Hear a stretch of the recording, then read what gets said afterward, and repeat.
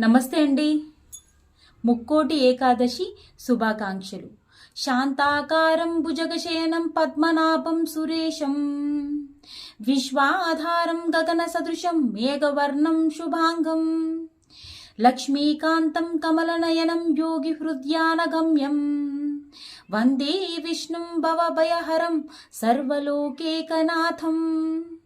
అర్థం ఏంటంటే, శాంత రూపంలో సర్పంపై శయనించువాడా, భుజగశయన, నాభియందు పద్మం కలవాడా, దేవతలకు అధిపతివైనవాడా, విశ్వమంతటికి ఆధారం కలవాడా, ఆకాశం వలె వ్యాపించి ఉన్నవాడా, మేఘం వంటి నీలం కలవాడా, లక్ష్మీపతి, కమలనయనా, యోగులకు ధ్యాన యోగం నీవే తండ్రి.